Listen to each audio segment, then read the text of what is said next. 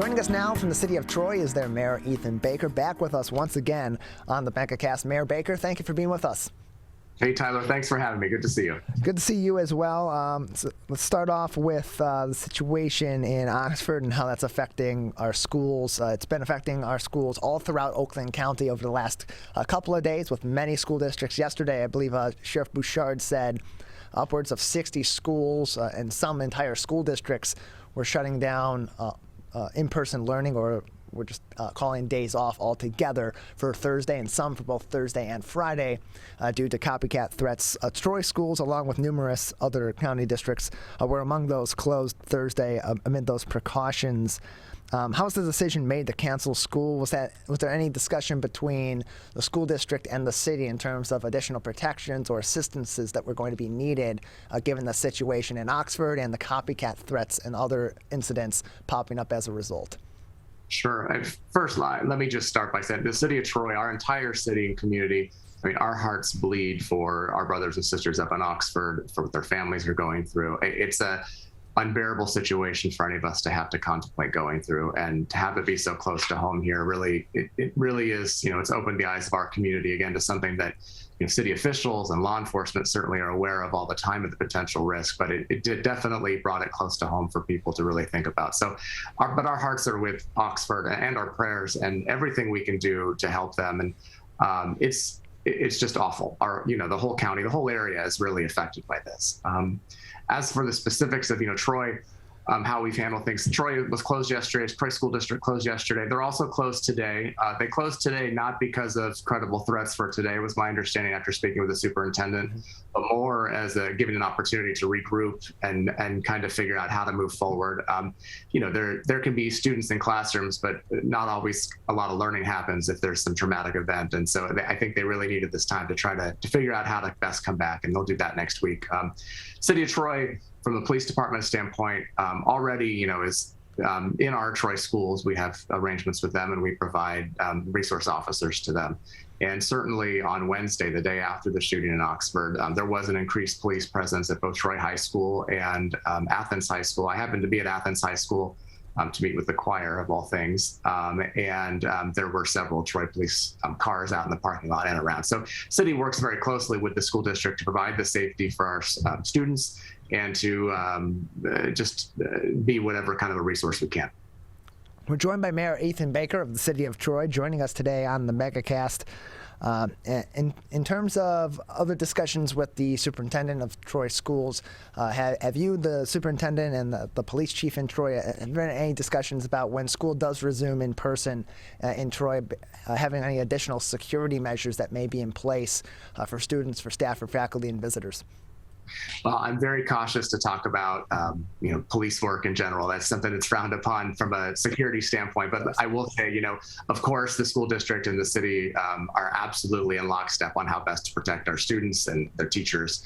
And measures, of course, will be taken. And, we're already very proud of the work we do to protect our schools and the relationship we have with our school resource officers and the school district together. So it will continue to be a good relationship. And naturally, as we're dealing with all of these copycat threats and all of there was a credible threat on Snapchat specifically related to Troy late Wednesday night, which is the quick and easy reason for Troy to close on Thursday. But City of Troy's on top of it. Police department and superintendent, school board, everyone, we're all on the same page. The safety and protection of our children and the teachers is number one. We're joined by Mayor Ethan Baker of the city of Troy, joining us today on the MegaCast. And Mayor Baker, in times like this, and even in happier times as well, it continues to be important for the community to engage with one another, to make some positive memories, if not to take their mind briefly off of the traumas of the times, but also to encourage that unity that is so important in times of trauma and times of trouble like this. Recently, the menorah lighting and gelt drop recently we had other events in Troy and the neighboring areas to begin celebrating the holidays. This Sunday, there's going to be the menorah lighting and gelt drop Sunday afternoon in Troy. Can you tell us a little bit about those events and what people can expect if they come into Troy to experience those? Absolutely. I mean, we do have the Chabad Jewish Center of Troy is doing and hosting a ice menorah lighting and gelt drop on Sunday at 5 o'clock on our Civic Center campus. Parking at the Troy Community Center is the best place, and it'll be just to the north of the community center. And also, I will talk more about that in 1 second because I'm very proud of the fact that we're doing this. But tonight actually is our Christmas tree lighting out in front of City Hall at Veterans Plaza, 6:30 p.m. We'll have the Athens High Choir singing. Santa's going to come, and we're lighting up our Christmas tree. But it's interesting. We just celebrated Diwali in the city of Troy. Our city hall was lit up. We really are proud of the cultural differences we have in this city, and to be able to celebrate the different holidays at the various times of the year is extremely something that I'm proud to do as the mayor. But it's hard to do celebrations or to talk about celebrations with all that's going on.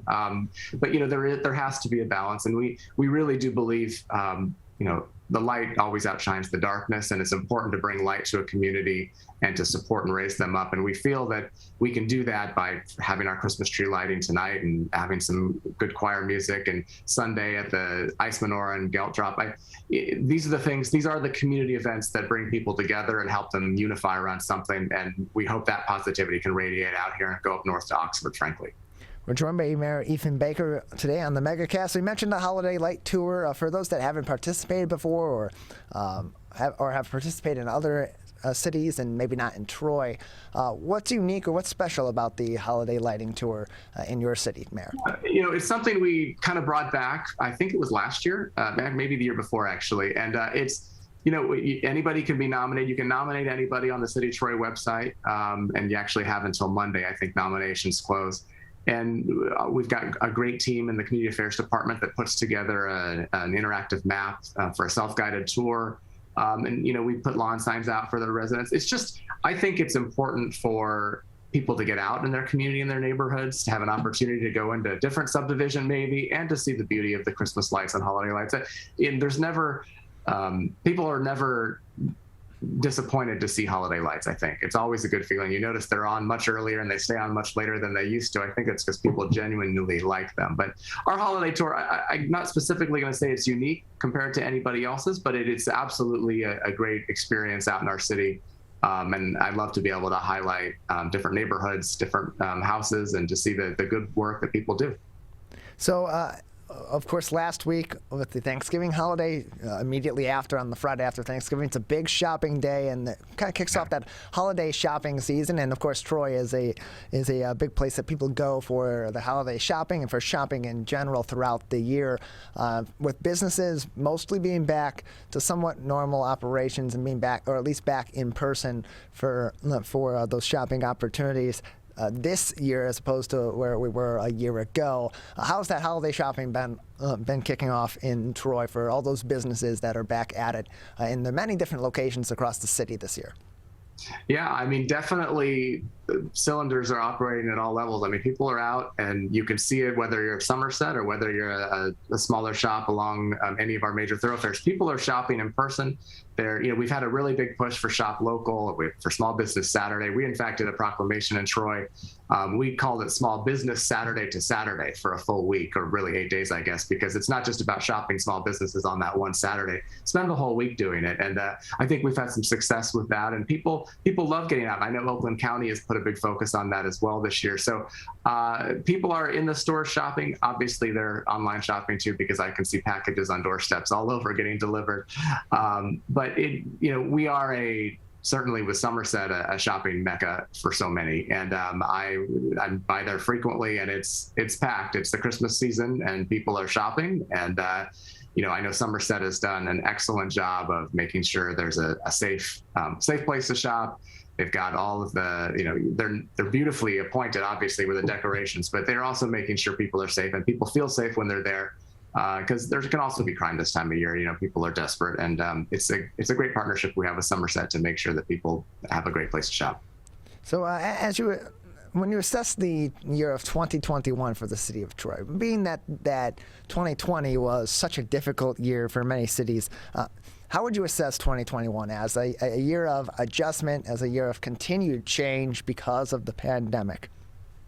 Yeah, it's interesting. I think if you would have asked me a few months ago what I thought 2021 was as a whole, I would have answered a little differently. Certainly, we see COVID playing a much larger role now than we thought it was going to earlier in the year. At this point, certainly, I mean, the economy in Troy continues to be strong. There's been restaurant closings and business closings for sure, but there's still been a ton of openings. I think I've done about 40 ribbon cuttings of new businesses in the city of Troy this year. So even in these uncertain times, people are coming into Troy and starting a new business, and I think that's a wonderful thing for all of us. The city, from a financial standpoint, has done really well this year, and we're very proud of that stewardship that we've taken on, and we'll continue to use those tax dollars wisely. But really, to me, it's about the people in our community and how everybody's doing. And I think this year was a much better year than last year, not just because of COVID, but because of, it wasn't a political year. I mean, what didn't have a partisan election this year, so there wasn't as much division that way. People just kind of focus on why they love Troy, why they love being in Troy and living in Troy, and we could have better conversations with, I think, our neighbors and our friends, and it was less divisive, despite all the division going on in the country still. I'm really proud of the coming together that the city of Troy continually does. We're joined by Mayor Ethan Baker of the City of Troy, joining us today on the MegaCast. Mayor, just another few minutes with you before we'll say goodbye. Anything else that you want the audience to keep in mind of what's going on in the City of Troy, or exciting things coming up that we should be aware of?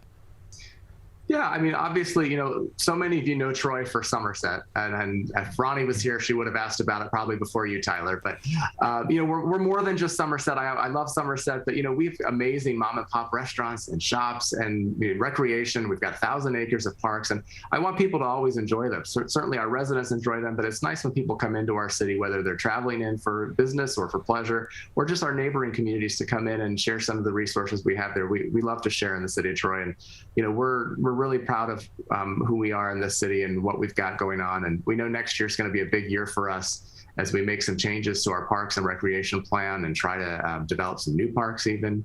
And also really focus on that city infrastructure that's so important to all of us. It's not as sexy or exciting as some things, but I'll tell you, when your water's not working right or when your roads are crumbling, you notice it right away. So we want to make sure we can always provide that great infrastructure. But I'm proud of the city of Troy. I'm proud of the people we have in this city who work hard, who live here, and who play hard. And I continue to think it's the best place in Michigan to live.